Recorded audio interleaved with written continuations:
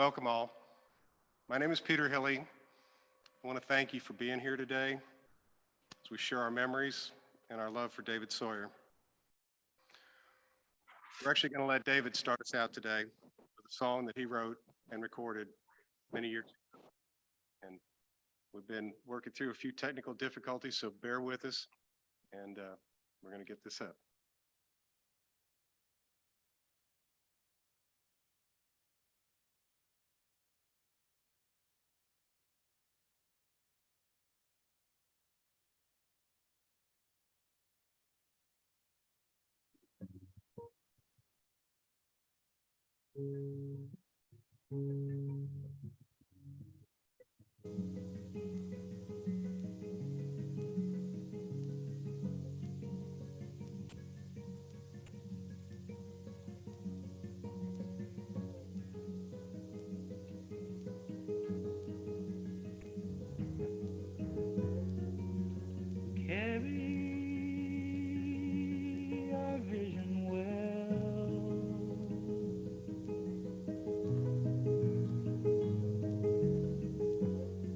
Crystal sky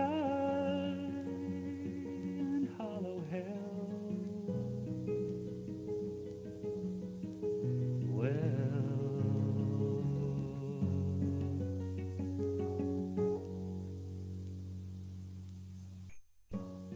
And I will sing you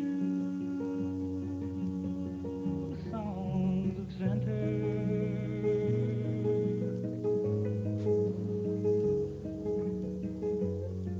I will sing you songs of peace, sweet release.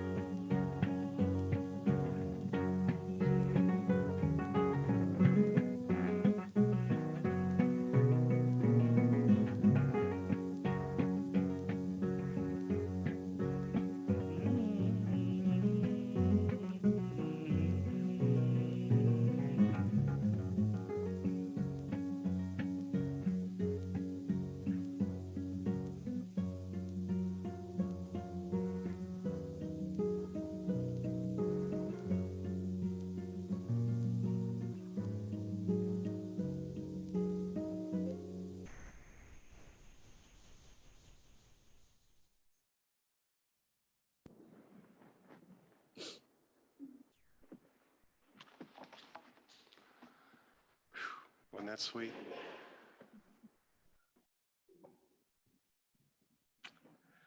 Yeah. David was my friend. That doesn't scratch the surface. Over the course of many years, we were neighboring homesteaders, we were fellow carpenters, we were business partners, we were professional colleagues. David got ordained so he could be the minister at our wedding 43 years ago. He was the godfather of our daughter, Amy. And all that doesn't even start to cover it. We were brothers at a deep soul level. And it was my very good fortune to get to share a portion of my journey on this earth with David. To speak of him today is literally to call him into this room, to invoke him. And let's just take a moment and do that. Let's just invite David here in our hearts and into this space.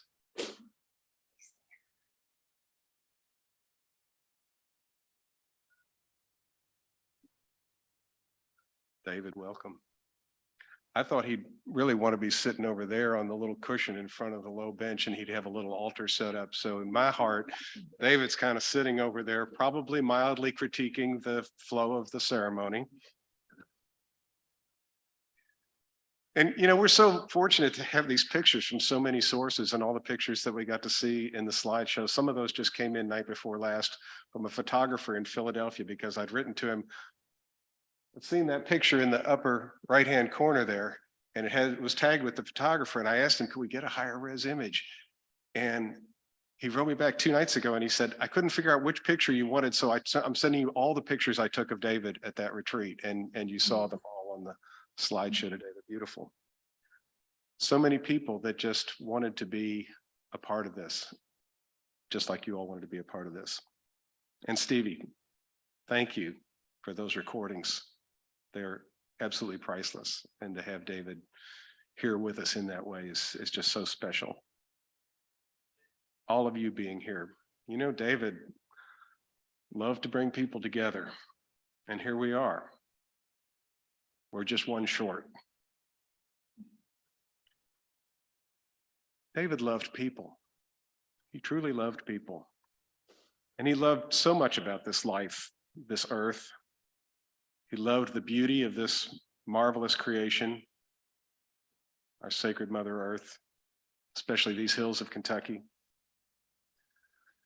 But David was also painfully aware, maybe more than anyone else I've ever known, he was aware of the suffering that is also part of this world, that fundamental truth that is embedded in the Buddhist teachings, that this incarnation inevitably involves sickness and old age and death. And David might say yes, and a lot of other pain along the way.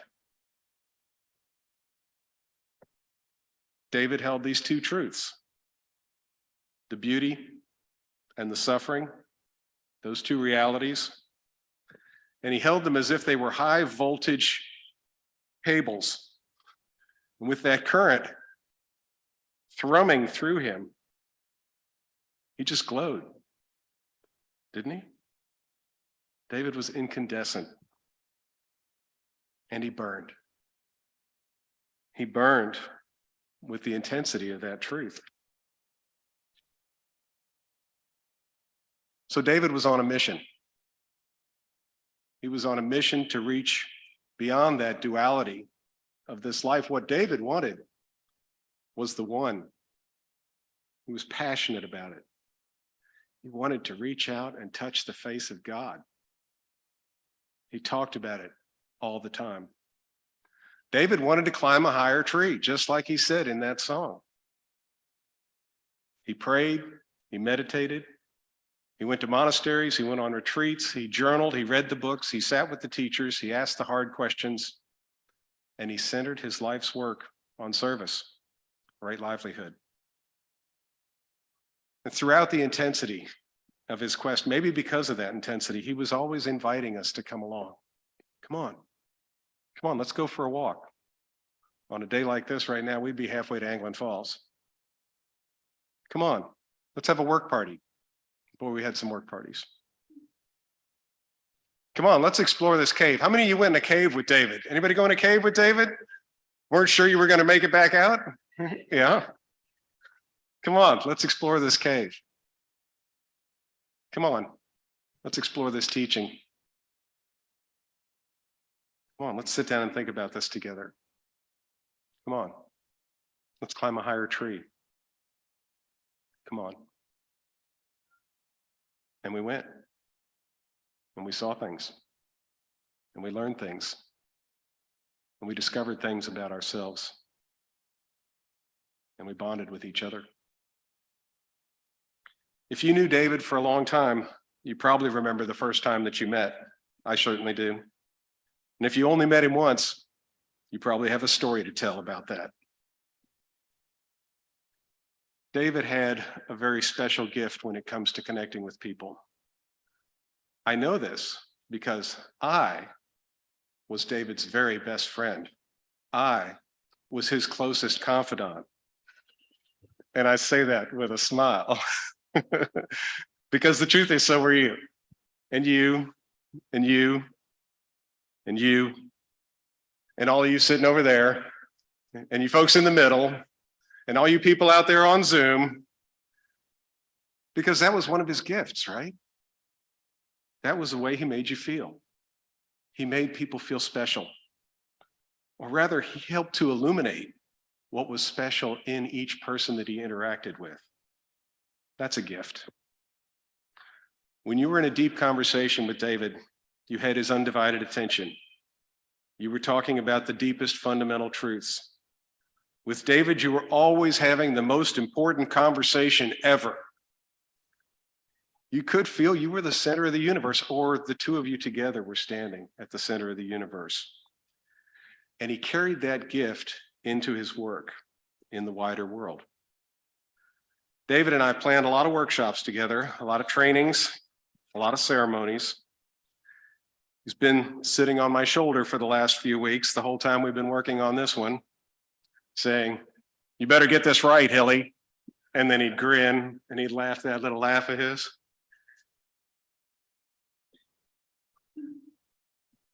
Better get this right. But there's no way to make this right. Our friend is gone too soon.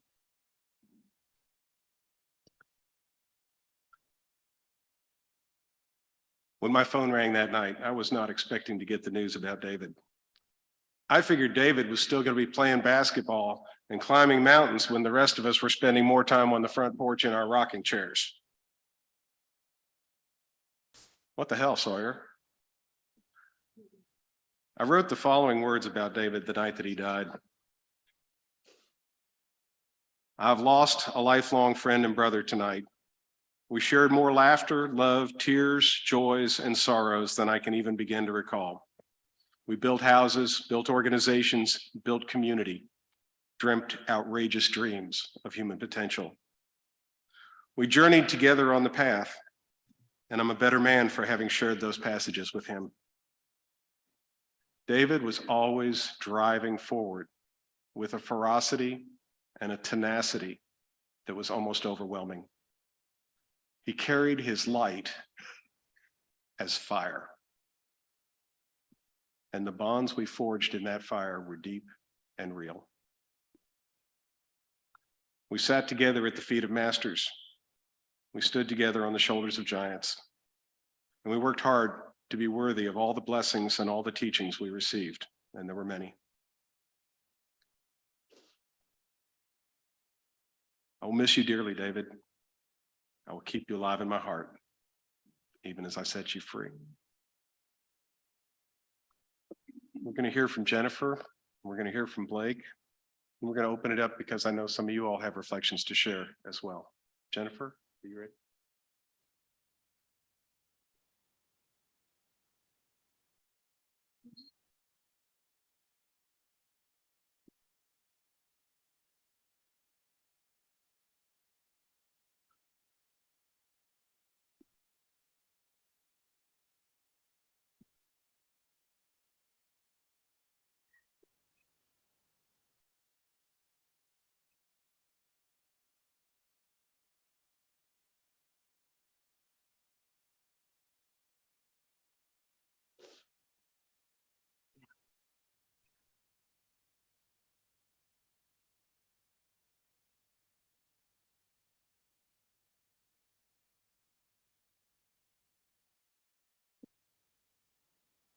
Thank you, Peter.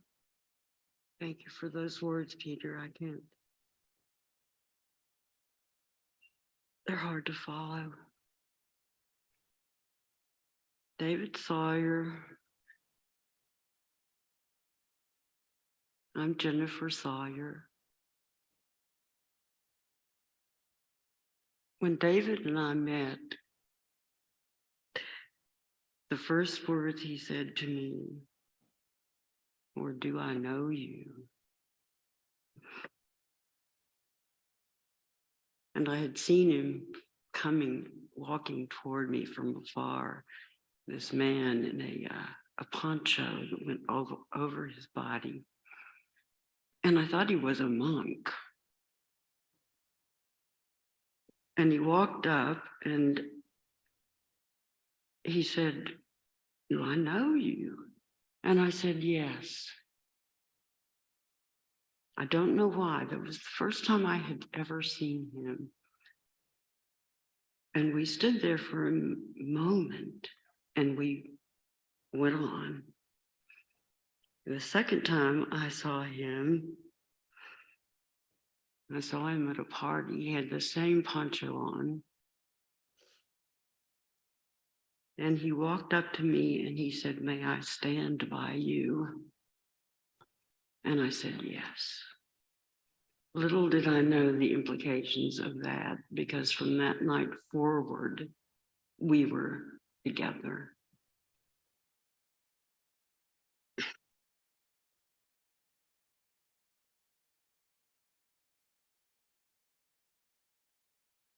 He was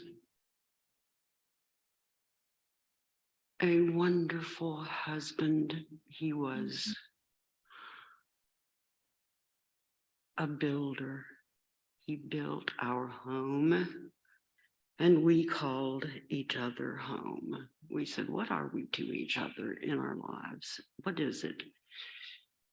And we said, "We are home to each other." And that is about the deepest thing I can think of, that when a person is home to you, you are completely at home. We used to say to each other, "Sweetheart, I hope I die first, because if you die, I don't know how I will ever go on." Well, I'm going on. The night he died, after we had cried, talked to people on the phone, I heard a voice in my head say, "I'm inhabiting you now." And I saw his impish grin in my mind's eye. And I thought, "Oh dear, oh dear." And I believe he is in me and will always be in me, of course.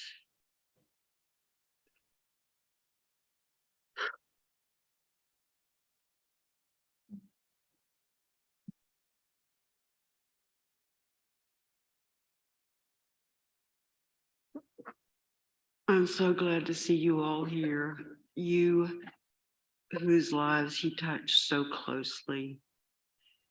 He would love to see you, and I see the shine of him in you, because as Peter said, David was illuminating. You felt the warmth even from his shine. And you are the people that he talked to most.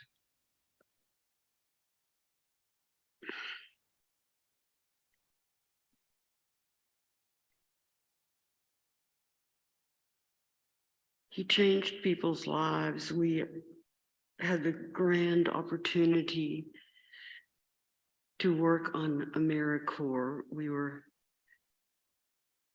chosen to train 50 people to train the first participants of the AmeriCorps program. and it is now 1.4 million graduated, is nonpartisan, and is funded every year grandly and increasingly. So that to me is the thing about David that will live on the most. It changed people's lives, and I've talked to people that graduated from AmeriCorps, and that's what they say. It changed my life. So I'm so happy that you got an opportunity to be with David, to love him. I'm so glad you're here today. And I hope to see a lot of you at Boone Tavern afterwards. Thank you.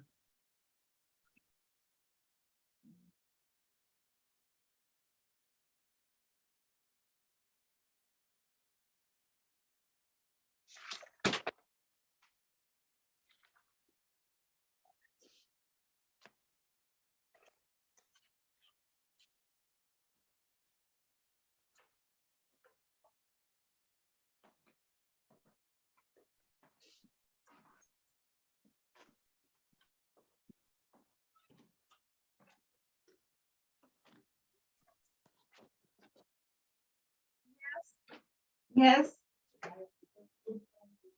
Yeah. Yeah. I'm not going on Zoom. I don't say something. You don't have to. You just mute. In the summer, You just mute. my dad dropped me off at Danforth dorm and just drove away. I didn't know anyone here. No one, not a single soul. I didn't even know how to get to the cafeteria, which you can tell by looking at me, that was a very important thing that I needed to know, and I didn't even know that. But not only was I physically lost in this place,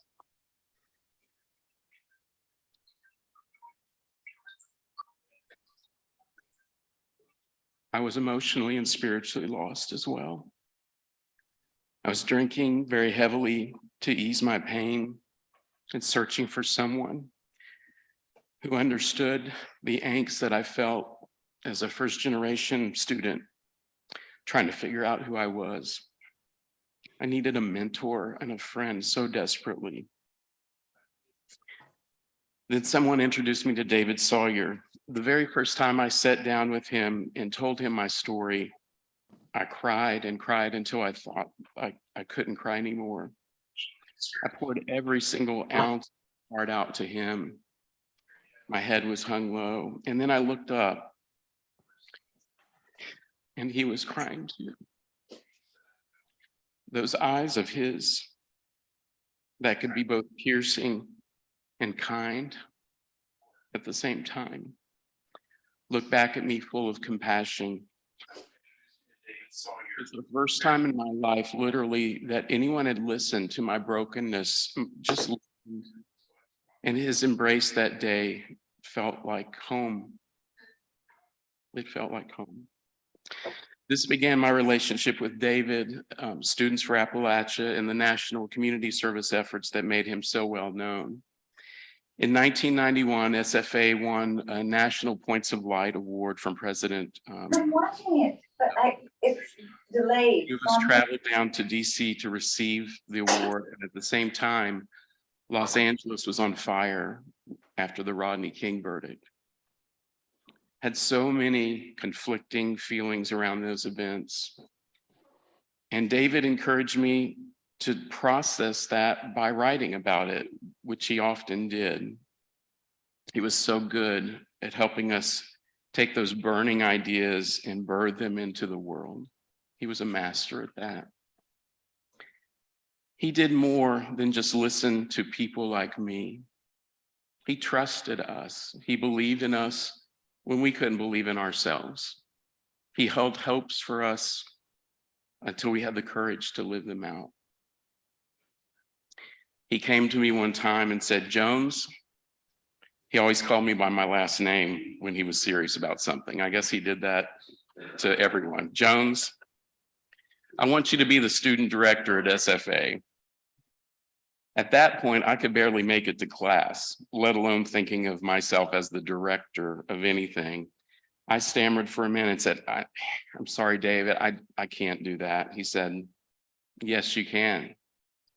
I said, no, I can't. He said, yes, you can, and you will. And then he just turned around and walked away.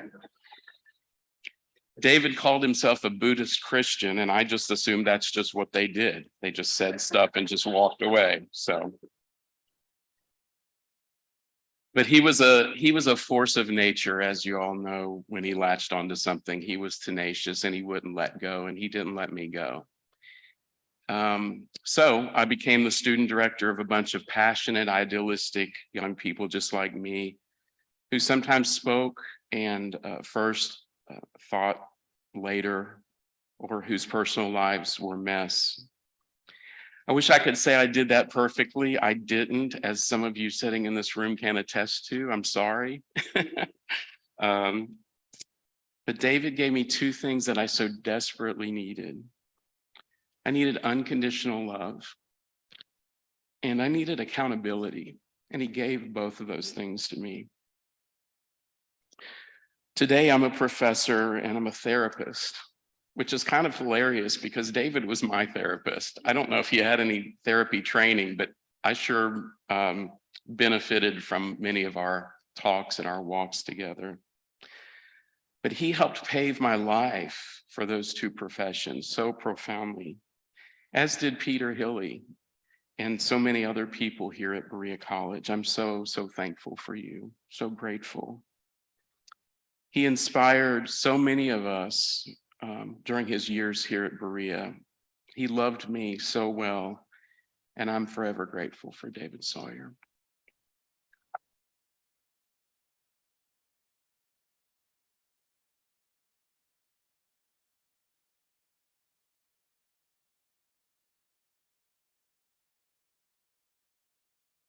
At this point, we're going to open it up, and I only ask that if you want to speak, that you come up to the podium and use the microphone so that the folks on Zoom will be able to see and hear you as well. I know some of you have prepared things that you want to speak. Now I'm doing exactly what I said not to do.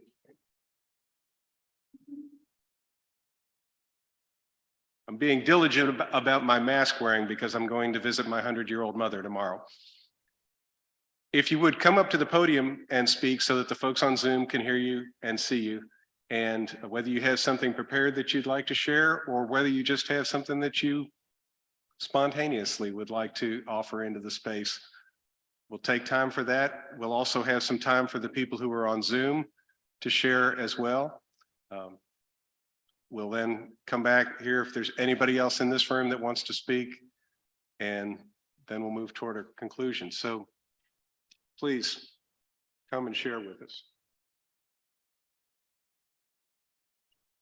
And also please introduce yourselves. I'm usually not the first person to be like, me, I go first. But my story parallels Blake's so much that it just seemed like it was the right fit. Hey, Blake. Which I'm kind of jealous a little bit because everything he kept saying was my story too. And like probably most people in here, it makes me like, well, I thought I was the one, you know. I thought I was David's favorite. I guess not. But that's a pretty great thing to say about somebody, is that everybody felt like their favorite. So I just want to share for a second, because of David and how important he was in my life. Just share that for a minute because he deserves it.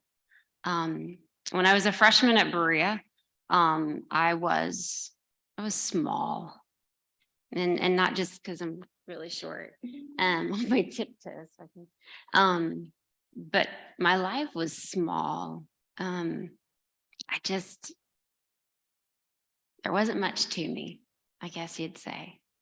And I had a good friend named Melissa Hall, who saw that I was really struggling to find myself or to be something, and not just live depressed, honestly, in my own little shell. And she was like, Linda, you need to get your head out of your butt, and I'm going to introduce you to my friend David. And so, so she took me to meet David. And I remember climbing up the steps of the learning loft at the center of SFA at the time. And there was this quote on the wall that said, everybody can be great because everybody can serve. That was one of David's favorite quotes at the time. I can still see it. And I read that quote and it changed my whole life. David changed my life. And some people just say that because it sounds appropriate to say at a service like this, but like literally he changed my whole life. He spoke life into me that I didn't have yet. And he spoke hope into me that I didn't have yet, and confidence and all these things, because he said, Bays. He called me by my last name, and everybody's like laughing. I'm like, oh, I thought that was mine. He would say, this is what's true. And he said, you can change the world. I'm not a world changer. I wasn't. But I did know that I had a passion to reach out to the lost, the ones who felt like they were small. And David told me that I had something to give them, myself. So I started doing that. And in the meantime, I found myself. And I found my life's purpose, which is what I've been doing for the past 29 years, is just serving and loving. It's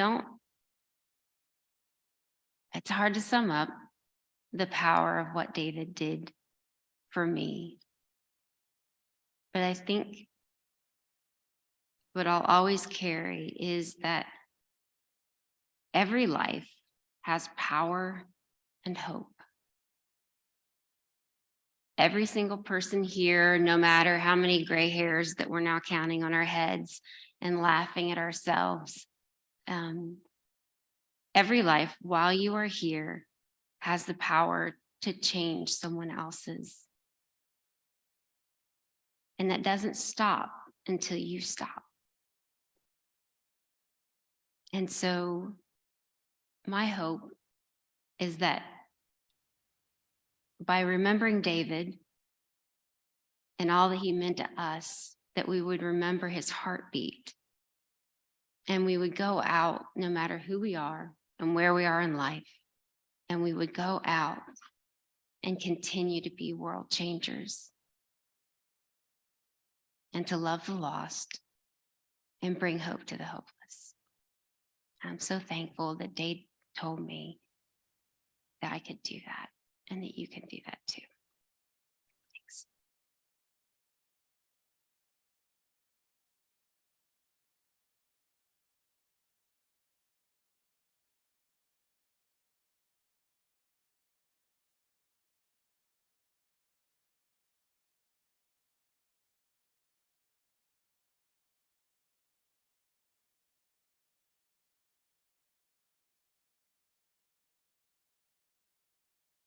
I always thought that I would see him again in person. Like that was a given. And I'd reached out to him, and through Facebook, since that miraculous thing has happened, we can connect with each other. And he never did write back. And I always used to be so sad. But I also knew that he was so very busy. And the one thing that I never had an opportunity, and he knows this now, but David saw in me, and he called me Perkins too, just so y'all know this. He saw in me something that I never knew existed, Linda, just like you. And I remember him, we all was at sorry, y'all.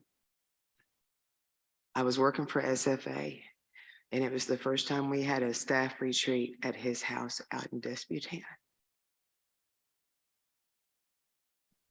And when I walked in their house,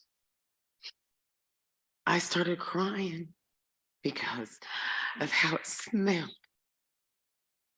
Because it made me think of my mammal's house. And I hadn't been home in a long time.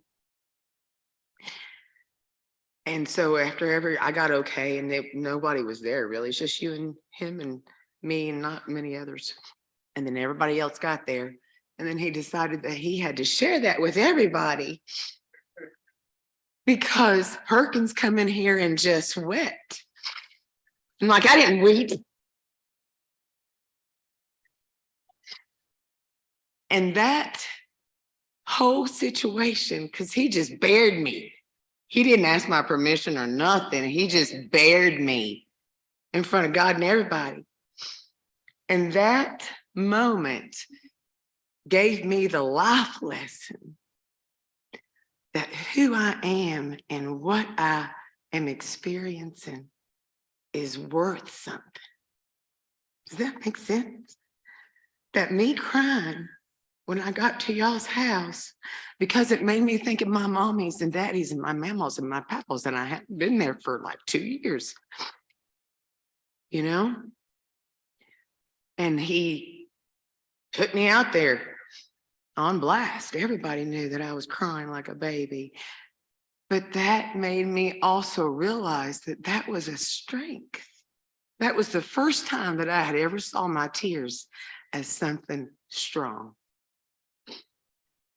And David doesn't, he knows now, but he was a definite pivotal person in my life. I remember the first time I met him, I was at the bookstore because that's where I was working then. And he came in and he was just such a, he was like a beam. He was like a beam everywhere he went. And being able to be part of that entourage of amazing people that got to be part of SFA whenever we were there. I think about all of us and how many youngins and how many people, all of us have reached out and sprung a light in, like he sprung a light in us, like he saw that part of us when I don't know that I had ever saw it before in myself. I just knew I was a little girl from Webbville, Kentucky who didn't want to keep on being in Webbville, Kentucky, you know? And because of his belief in me, I became who I am. And now I'm an art therapist. And now I've been working with kids in West Virginia for 25 years, feels like. And I know he would be happy with what I'm doing. And all of us have more than just our babies to give benefits to. All of us kids that David had in SFA and at the CELTS or the Celts, or I don't know how to say that right. Students for Appalachia. All of us youngins from Students for Appalachia have now grown up, and now we're all reaching other kids, just like David did us. Okay, I'm gonna quit now.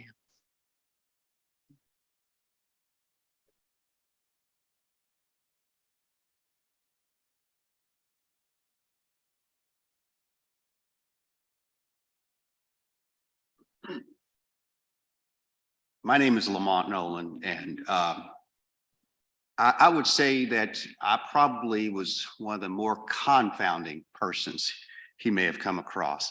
I want to give a quote from the SFA wall, or all these quotes were always all over the wall. I'm like, what's up with this place? These aren't quotes everywhere. So one that I constantly quote to other folks is, it says, it's by Margaret Mead, and it says, never doubt that a small group of thoughtful, committed citizens can change the world. Indeed, it is the only thing that ever has. I misquote that commonly, so I have to read it every time. So I remember as a sophomore coming to Students for Appalachia, and this guy's there, and I'm going, how you doing, man? I'm gonna work here a little bit. So as I did, he's always trying to motivate you and keep you motivated. And I'm like, man, listen, I'm just gonna do this because this is part of my job. I like helping folks out. But man, I'm a business major. I got to make some money in this. I can't be this social work sort of business sort of thing. So now I find myself, as I constantly say, my wife told me I have helium hand. And what helium hand is when you hear the word, we need a volunteer, my hand just, I can't help myself. It just starts rising up when I hear I need a volunteer. So my wife now tells me, don't you volunteer for anything else. So I love this picture and this picture here in the right corner, because indelibly in my head, if you say David Sawyer, that guy. I think I even have a photo of something like that myself. So as far as motivating, I can't say any more about that. Everybody knows that. But I mean, the notion that I'm not first is something that is ingrained in me, pressed in me. And I think that's why I constantly do the things I do, because some guys going with that face, I see you. I see you. And so, you have to give back because so much was given to you or for you. So that is my David Sawyer person who I have in mind. And I think what I did to him was like, all right. Thank you very much.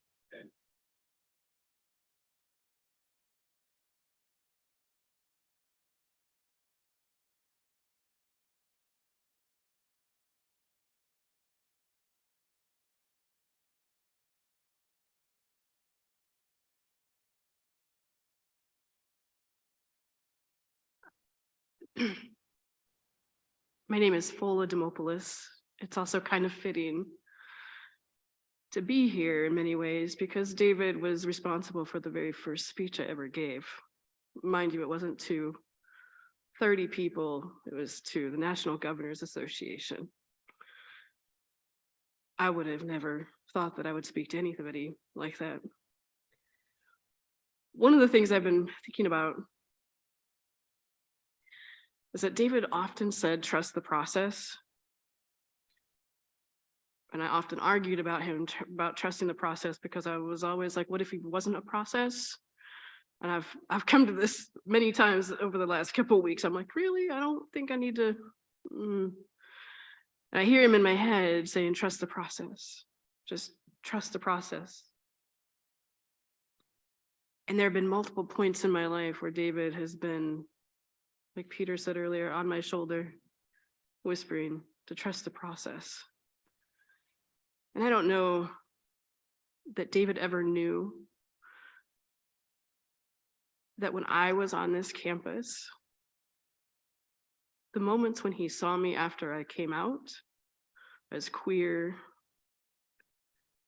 that for him and Jennifer and Sheila to be seen on this campus and to feel held and safe was one of the gifts that kept me sane.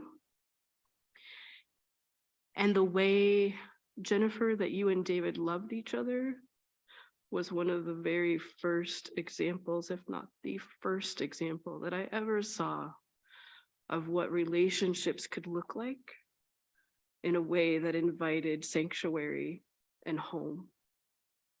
And it served as a model for me in my life. And David, in the way that he did masculinity, became a model for how I invited masculinity into my life. Was one of the reasons he was the first person. He has no idea. He was like, when my partner and I got engaged, he was like, okay, so David, he didn't know that, but it was instinct that it would be the first person, he would be the first person to invite. I don't know where I would be had David not been a part of my life, or had students for Appalachia not been a part of my life, I certainly wouldn't be the person I am today. Or interestingly enough, working with first gen students, this doesn't seem quite real. And yet it is incredibly so.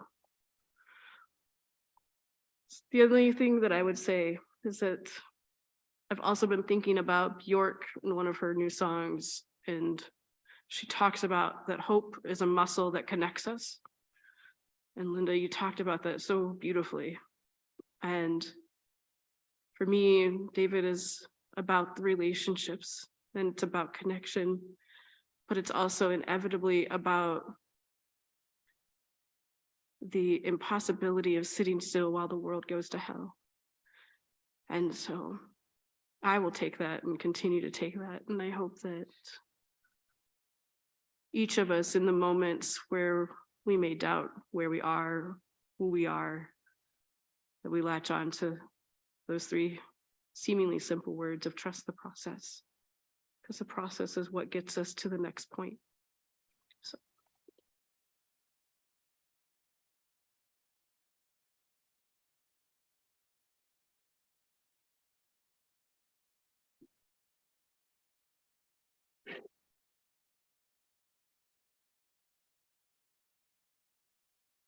Hey, good afternoon. My name is Hassan Davis, and oddly enough, I just realized I never worked for SFA, although I feel like I've always been in relationship with David. I had the pleasure of working downstairs in the cottage in the Upper Bound office. Mary McLaughlin allowed me to be part of that amazing work in Upward Bound for years. And one day I ran into David and he was like, well, you know, you should get more involved in this. We've got these conferences, the COOL conference, Campus Outreach Opportunity League, where students from all over the country can come together and do great stuff. And I'm like, you know, that's y'all stuff. Do your thing, David. But somehow I wound up in that, and deeply, deeply in that. And connected with David in this work. And at some point, Peter and David decided to put together the first student leadership team to go through Brushy Fork Institute. And I believe a few of us in this room were part of that. Blake, who else was there? Lamont, Linda, there was Regina, there's a whole group of us. The first student team to go through this big leadership opportunity. And I spent a lot of time trying to wonder and figure out how I wound up there. And at some point, as time kind of swirls in my head, one of these Campus Outreach Opportunity League national conferences, David convinced me that I should consider speaking, that they need a national student keynote speaker, and that I should put my name in. And so I did. And the very first lines of the speech was, you know, David said, you're a shoo-in. Why wouldn't they have you? And I was thinking just the opposite, but I was selected. And in Boston, I got up to give that speech. And the opening line of that speech was, never doubt that a thoughtful group of committed citizens can change the world. Indeed, is the only thing that ever has. Those quotes on the wall seep into us. They become us. And now I'm a national keynote speaker. It's what I do every week of every year around the world. And one of the quotes that I use often is, a candle loses nothing by lighting another candle. And every time I say those words, this is the face. A candle loses nothing by lighting another candle, but it immediately multiplies the light. It immediately divides the darkness, and few of us have to walk alone. The gift that David gave us as communities, as dreamers, as hope dealers, is what I call myself now, is the dream that because we are here, the world is different. The last time I saw David was about 3 years ago, right before the pandemic. I was out in Portland speaking at a national conference for folk who work in the disabled community, for young people experiencing disability. And I said, I'm going to be out here. I just want to see you. He says, well, meet me at this place. I found this little restaurant in the middle of a neighborhood somewhere, and he showed up, and everyone in the restaurant knew him. And they go, we got your table over here. Come on, David, we're over here. We got this great spot for you. And we sat down, and they treated me like I was David, like this was community and this was family. And we went up to his house on the top of the hill overlooking the city and sat and talked and drank a little bit. And he just said, this is you. This is where you've been going this whole time. And I'm so glad you finally accepted that. And I think in so many of us, he saw with that insight, the possibility we couldn't imagine. And like so many held on to it with us and for us until we finally could look in the mirror and say, there I am. There I am. And so I'm excited to see so many of you and sad that this is the reason that David has brought us back together. But there's no doubt that if there was ever a reason to get back together, it's David. And so I feel blessed and honored to still be in this wonderful community with friends that I get to work with like Peter and see so many of you that I still love and cherish because David showed me that this was indeed my family. Thank you.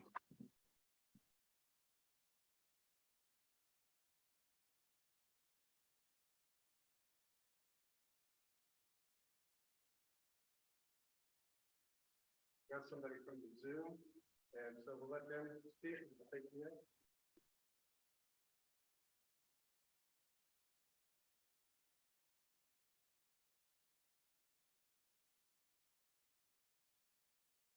Hi, I'm Jim Potowsky, and I've known David for 29 years.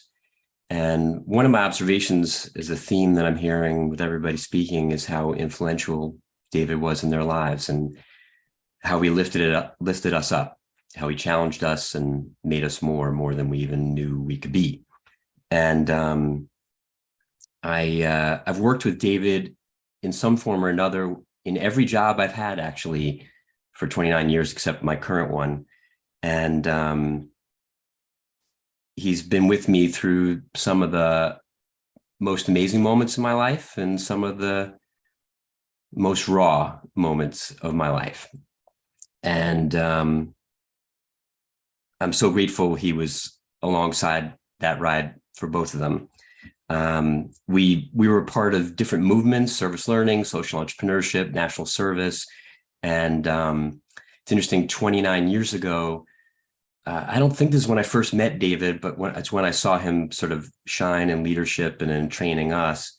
A number of us were privileged enough to work with David and Jennifer and Maura Conley, who's in the chat, who spoke beautifully in the chat about David's vulnerability. And we were part of something called the New Generation Training Program. And we were all 20-somethings allegedly running nonprofits and given more credit than we deserved for running nonprofits, because the reality was, as David knew and as we discovered, we didn't know so much. It's interesting how David worked, because he would challenge us all, and definitely did for me. I would say that sometimes he was massaging my leadership style and sometimes he was chiseling it, but he was always honing it, always helping me grow as a leader in service and also just as a human being. And also in my walk of faith, which he helped contribute to. And we gathered, the 14 of us from the New Generation Training Program from 29 years ago yesterday in a Zoom. It was really special, and it's part of David's legacy about how we were bonded by the way that he led us, that we remembered certain tricks and tools of trainings that he utilized, that we are still friends and that he drew so much out of us, and that we're still walking the walk that he encouraged us toward. And I appreciated his vulnerability that Maura talks about in the chat. I'm unusual as a vulnerable guy too, so we bonded a lot and shared a lot and cried in each other's arms sometimes. I'll just give one story as an illustration of how David was influential for me. and what it says about what David does for others. I'll try not to cry, but I think I'm going there. My mom was my best friend through my life until I met my wife, and they didn't know each other because my wife passed before my wife came into my life.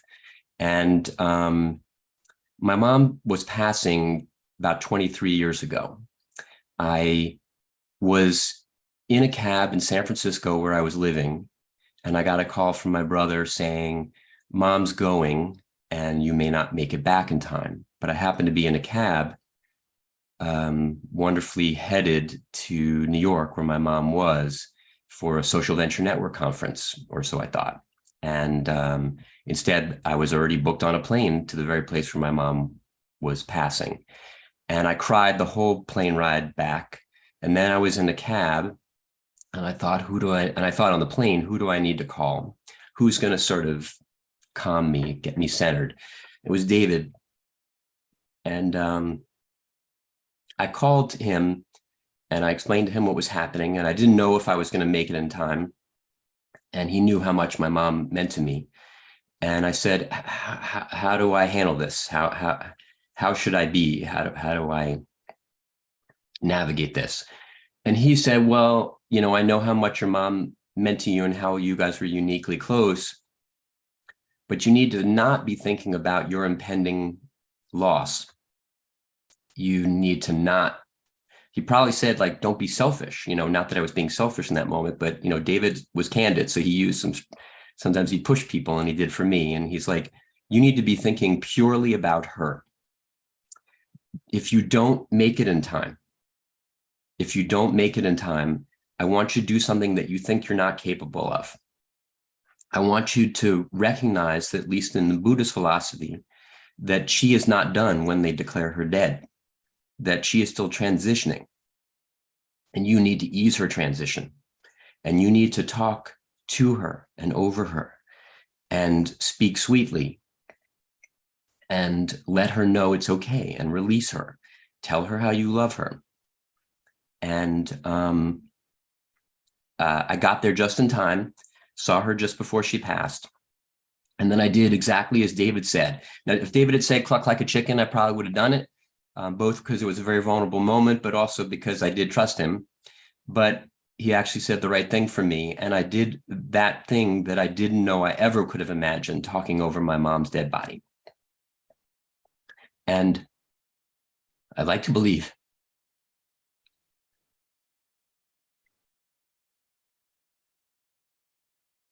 that I eased her transition.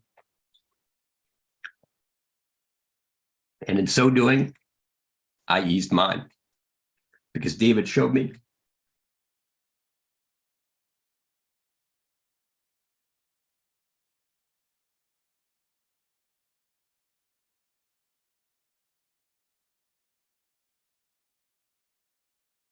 that I had a gear I didn't know I had.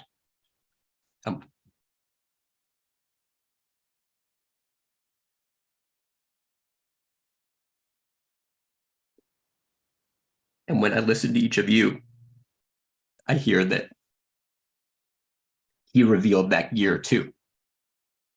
So I'm forever grateful to David for his friendship, for his influence, for his inspiration, for his model of how to be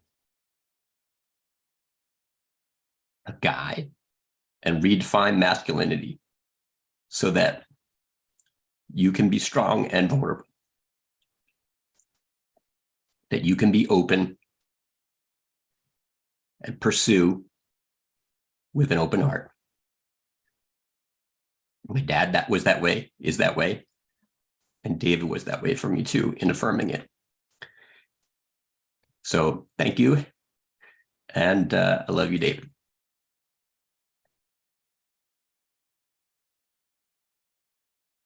And please take me off screen. And please take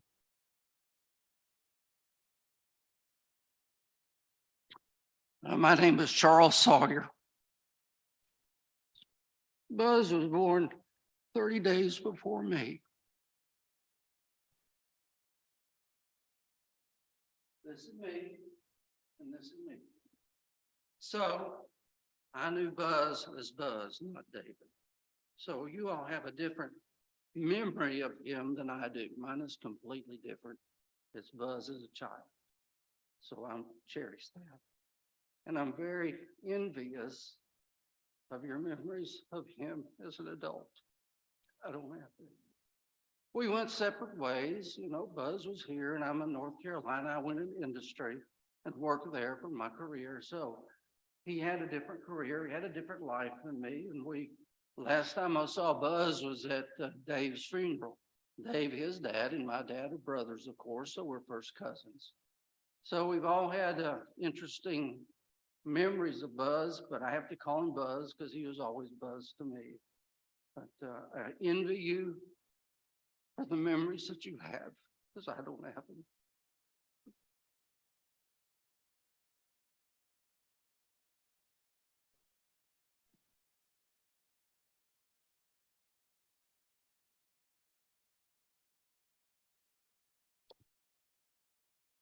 Hi, everybody. This is Michael.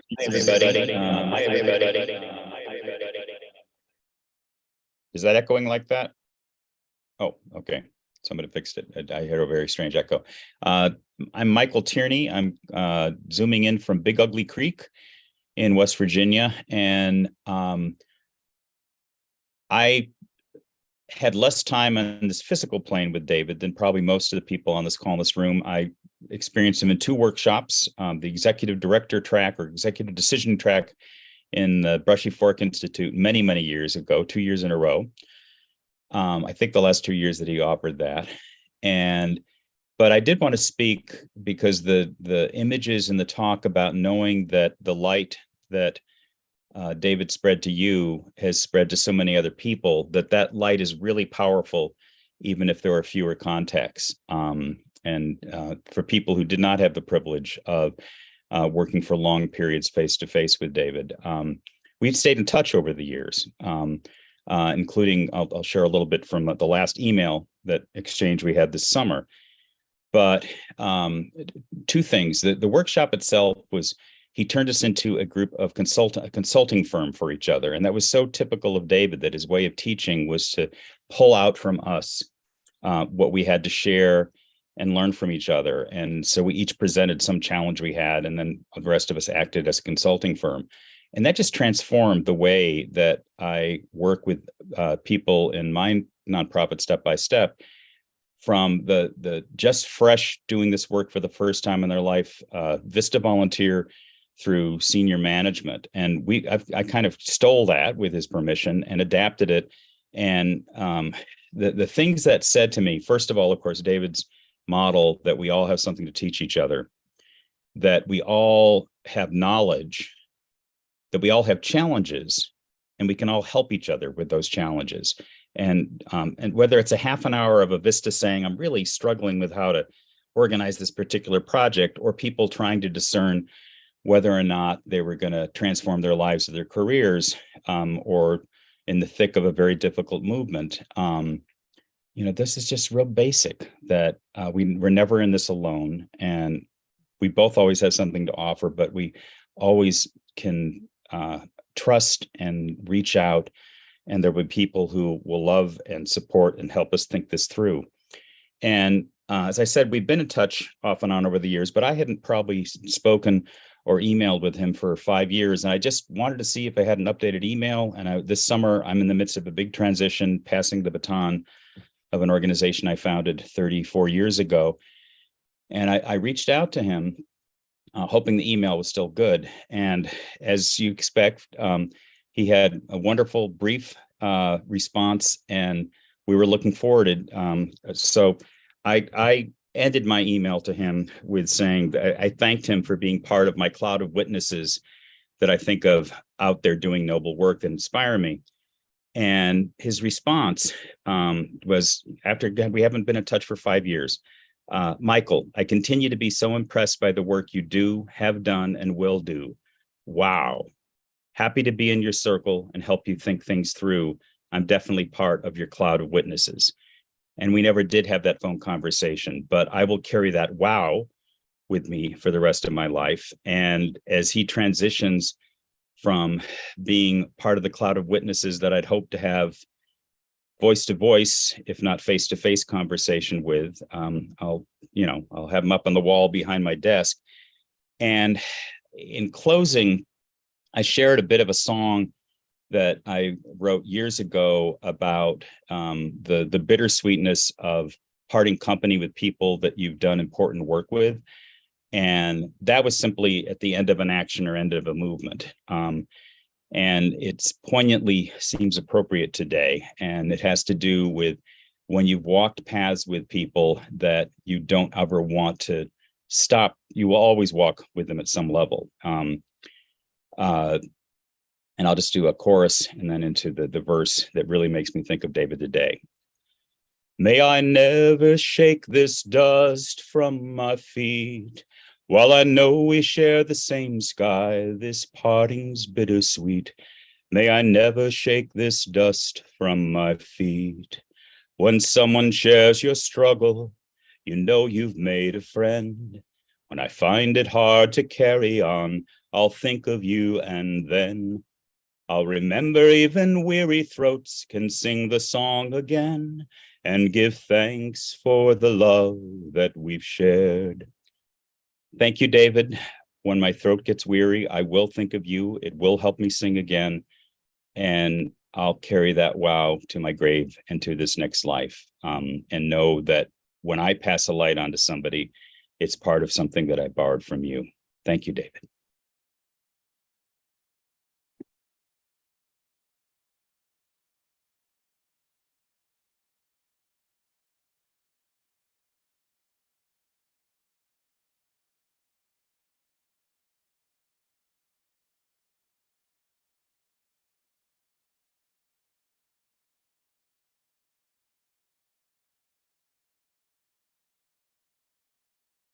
Hi, my name is Abby Harris, and I didn't expect to speak today, but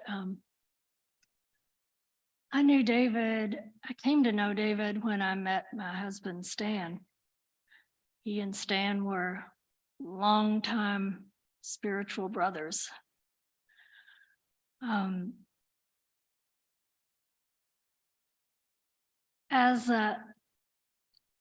Because I didn't have the closest relationship with David as some of you had. He wasn't my teacher, he wasn't my mentor. I come to his death perhaps a little bit different perspective. I know that David, as Peter said, felt the suffering of this world so strongly. Maybe more than anybody I've ever known. He was open. He was open to the beauty and he was open to the suffering. And he didn't pull any punches. He didn't have any armor. When I heard about David's passing, I knew that it was going to be so hard for so many people. I heard the anguish in Jennifer's reaction to the news. I heard the anguish of her brother, and I saw the anguish of my husband. And I knew that it was going to be so hard for so many people. But what I felt was a huge lifting, a huge release. I felt a spirit being set free. I felt a spirit going into the divine realm where there was as much joy and as much love as there was burden. So this is a beautiful gathering. So many beautiful people. I can feel how David touched everyone here. And I'm so sorry that he's gone, that we won't be able to talk with him, see him in the flesh anymore. But I'm so thankful that he is free and he's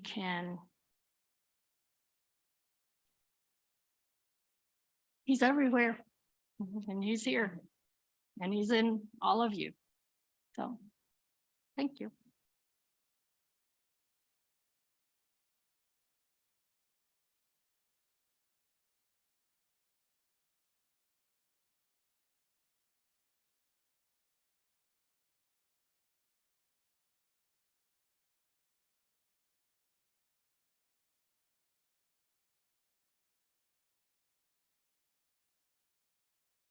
David Sawyer's here with us right now. Can I get an amen? I sat over there and I thought, there's nothing more I can say that hadn't been said about David. I'm David Griffith. I'm Jennifer's brother. I'm the little guy in the white overalls right there that David's holding on to. I was probably 11 or 12 then, and well, David was hugely important to me as a human being. He shaped who I am. And I sat and I thought, well, should I get up? Or, so much good has been said. I don't really need to say anymore. But then I got this, Griffith, get your ass up there. Yeah, Griffith. So yeah, that was a common thing with David, wasn't it? So many fond memories of David, and so many faces here that I see today. A lot of people in this room helped raise me. And I read a quote that David had texted me just about a year ago. And anytime I was going through a tough time, we would talk. And I was trying to get the courage up to stand up here. And I read this quote that he had sent me, and it said, I take a deep breath and I sidestep my fear and begin speaking from the place where beauty and bravery meet within the chambers of a quivering heart. I thought, God, how appropriate that is. That's by Terry Tempest Williams. David always gave credit. He never took credit for other people's quotes.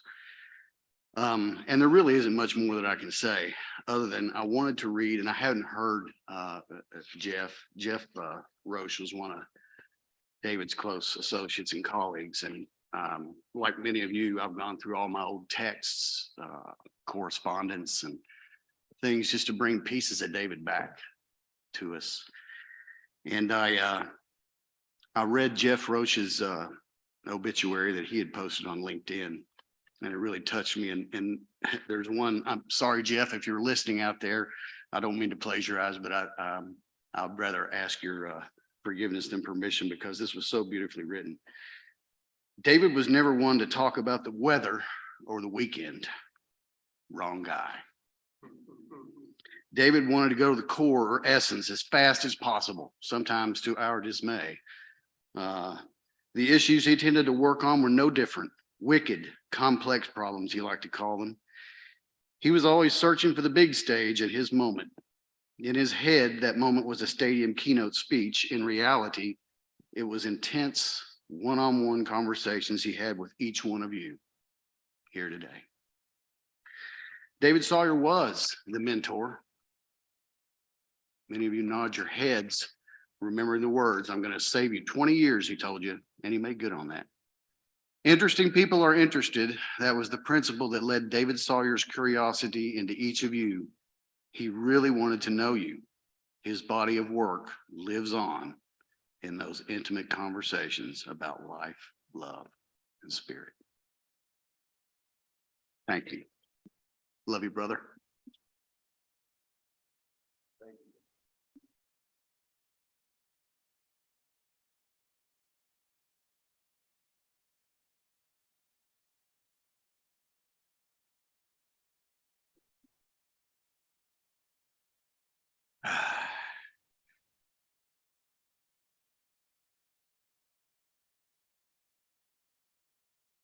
Uh,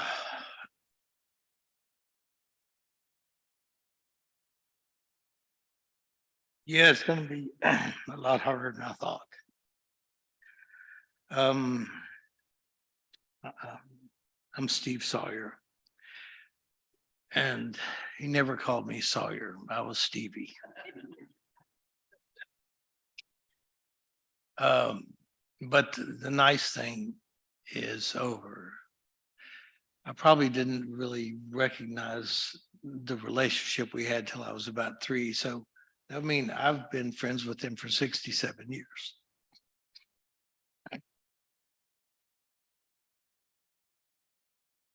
And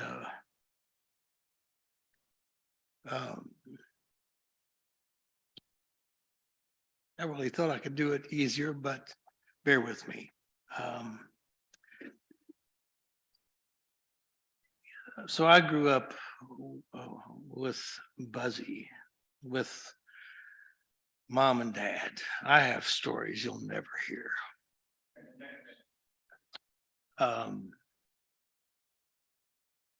And I marvel that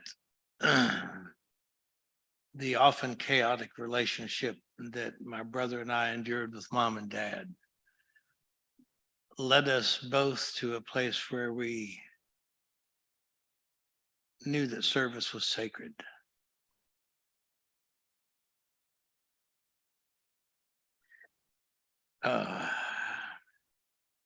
But he's the one that wrecked the car first. He's the one that brought pot into the house. And I think because he was my father's namesake, I'm the one that always got the blame. My David would not do that. It's like, okay. But, you know, to go through school with him, to go through life with him, to see friends from college.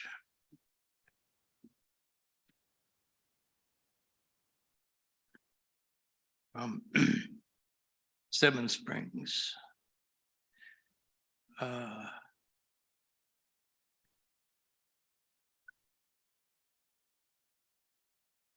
It's really marvelous to hear all your old stories, for which I thank you. I knew that I would learn things about my brother that I did not yet know. And I'm embarrassed to say that when I finally read the obituary that I had published, I had to read it over and I was like, no shit, really? Wow. Because that's not what we talked about. And sometimes I'd talk to people and they'd say, how's your brother? I go, he's great. Well, what's he doing? I go, well, let me explain one thing that I know he did. You know, and we talked, I went out to Portland to visit with him and we stayed close for 67 years. And too many stories that I would be self-indulgent if I tried to share them all to let you know how close we were.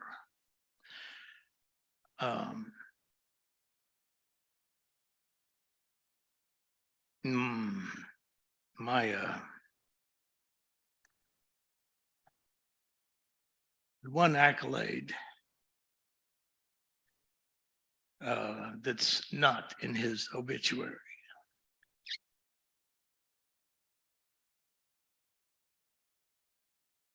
that I know best, but many of you all know because of your close relationship, was that he was a good brother.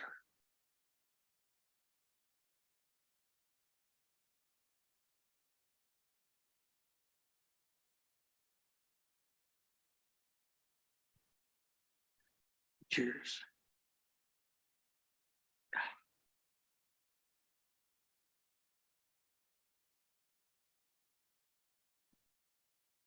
We good?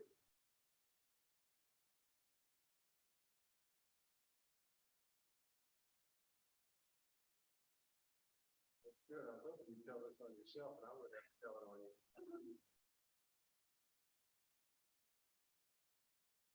I'm going to be coming from a little bit different point of view. David and I grew up together. He was my next door neighbor behind me, one street over. And he went through Cub Scouts right after I went through Cub Scouts. We're talking a long time ago here, folks. And then he went through the scouting program, the Boy Scouts. And I think I quit at Life Merit Badge in Scouts, and David went on to be an Eagle. But anyway, we played basketball together. We went caving together, and I noticed a lot of you people in the audience said, raised your hand when you'd been caving with David. But when we were in Boy Scouts together, we had a pair of twins that were our scoutmasters. And this was in Lexington. And we would go probably caving with the scout group probably once a month, maybe twice a month. And these two brothers were the first two brothers that started mapping all the caves that we went in. And David would always want to be at the end of the line so that he could call out the footage on the rope. We had a rope with marks every foot. And it was 100 feet long.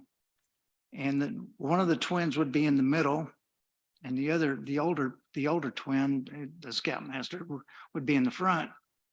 And they would be calling out which way a turn went in the cave as we were going through. And they'd say, 10 feet, 20 feet, there's a left-hand crook and whatever, And then David would say, I'm at the 100-foot mark and I'm getting wet. We're laying in water back here, so let's move it up. But anyway, so David starts on his path and I go on my path, and I dropped out of city life in 72 and bought a farm in Estill County and moved into a 3-room shack, which had the back room of the shack, of course, had been blown off by a fellow that was making moonshine. And so we had to rebuild that back room. And we also built a woodshed on the back of the stove. So I didn't require, but I asked David if he would come over and help me build a woodshed on the back of the house. And of course, David, being David, sure, yeah, I'll help you. And down the road, he could always see down the road that you were going to be able to volunteer for him too. Just the day was going to come. That day was out there. But anyway, so David, so we've set up this house to hold up we've got one of the bedrooms with a potbelly stove that I got from my father. And this potbelly stove is about this tall. A solid cast iron made in about 5 pieces. And so we're working on the house, and it's starting to get cold and damp. Sun's gone down, and I think the only firewood we had was a little bit of cedar and a whole lot of green sycamore. And so we built this. We start this fire up in the bedroom, and of course everybody else is like sleeping out in their sleeping bags. I don't even know if you were there or not. But I'm sure you heard about it. But anyway, so David and I start this fire, and we can't get this green sycamore. It's just not going to burn. I mean, we're just filling up the house with smoke. So David says, you got any gasoline or kerosene or something? And without thinking, the two Boy Scouts here, we found a match. And I said, I know this stuff is going to explode, but we didn't realize what about a half a cup of gasoline is. It's like a bomb. So I can't remember which one of us threw the match in, but it blew the door off. The top two sections of the stove came off and flipped across the room. And we're standing right there and all this metal going right by us. And and you know, one piece lands on the rocking chair and breaks the runners off of it. The other piece hits the wall. So that's kind of the way I grew up with David. We experimented. We kind of experimented with life, but David was always one to, you know, if you're not doing it now, you know you can do it because I know you can do it. Thank you all.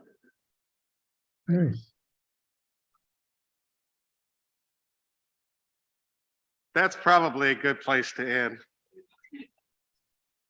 And let us reflect on the fact that on the one hand, we can't believe that David dies so soon. On the other hand, when we hear these stories, it's hard to believe he lived as long as he did. And we did too. We're still here. We're going to keep holding him in our hearts. We're going to invite all of you to go across the street to Boone Tavern. We're going to have a very informal reception there. It's going to be in the lobby. And appreciate Jennifer and David setting that reception up for us. And there's several people I want to thank here. I want to thank Stevie for these beautiful photo posters and particularly for capturing some of David's music so that we could all share that today. We got one more song coming. I want to thank my daughter, Amy Hilly Glasscock, for the slideshow. And thank you to Joe Bartlett for the lovely flower arrangement over here. Huge thanks to Union Church. Kent Gilbert, thank you for welcoming us into your home. I knew this was the right place for this. I attended John Stevenson's memorial service here, and John was a mentor to David and to me. We walked the Dalai Lama across the street from Boone Tavern so that he could speak in this very room. And David went with John Stevenson to meet the Dalai Lama, set up the Berea student program. So this was the right place to be. Thank you for welcoming us into your home here and making it home for us. I want to thank Rena Tanaka and Olivia Puckett. You've done a fantastic job with all the technology for us today and to be able to bring us together from not just here, but across the country, all the folks on the Zoom. I want to thank Danny Johnson, Stan Harris, Medford Moreland, and my wife, Deborah, for all your help in planning and putting this together. And I want to thank David's close friends on the West Coast, particularly Matthew Spence and Christian Wood, for your love and care for David and for connecting with us across the miles as we all remember David. You know, there's a part of the Buddhist tradition that is called the dedication of merit. And it's particularly practiced in the Tibetan Buddhist practices, which David was very strongly connected to. And it's a simple idea. It says at the end of a practice, at the end of a ceremony, you don't hold that benefit yourself. You dedicate that merit to all sentient beings so that whatever good is accumulated helps to reduce and relieve the suffering of all beings. And so I feel like David's whole life, in a way, was a ceremony and one long practice. And I feel like part of what we're doing today is dedicating all the merit accumulated by David's life of practice to relieve the suffering of all beings, just as he helped to do here in this life, as we heard from so many people today. So now I'm going to turn this back over to David. Take us out with a song that he wrote in the early days of his journey. It's a song that captures what so many of us were part of back then, a journey that we're still on. It's a journey that calls us to be the best of ourselves, to appreciate the beauty and the fragility of this life, and to keep David alive in our hearts by staying true to that vision.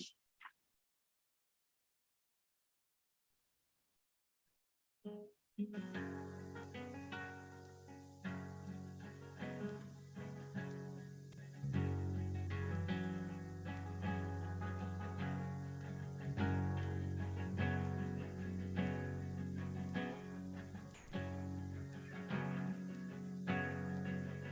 the pilgrims who live in the mountains. We're the keepers of sacred flame.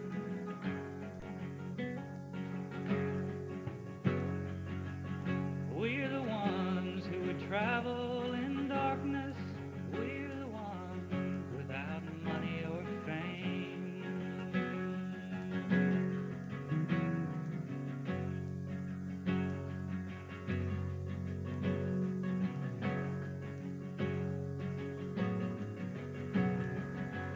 We toe the line for a Brooklyn-born teacher. We toe the line the Indian way.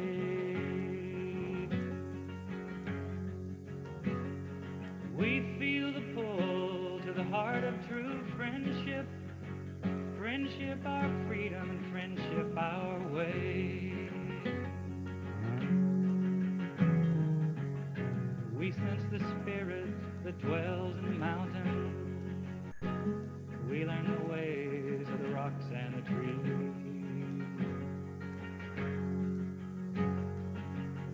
We stay in time with the pulse of the seasons. In nature's cathedral, we fall on our knees.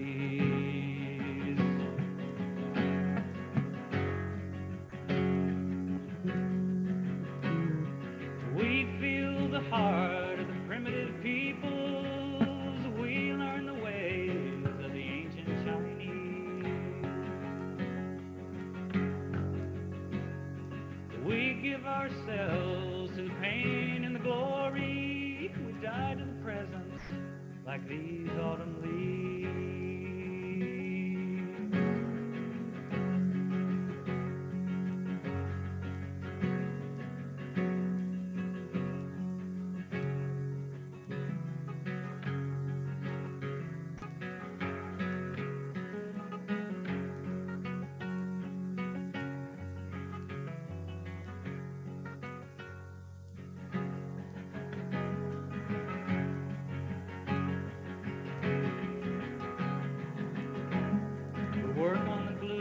Binds us together. Sometimes we laugh and sometimes we cry.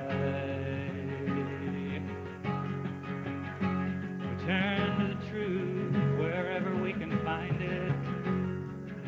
We're feeling like fledglings trying to fly.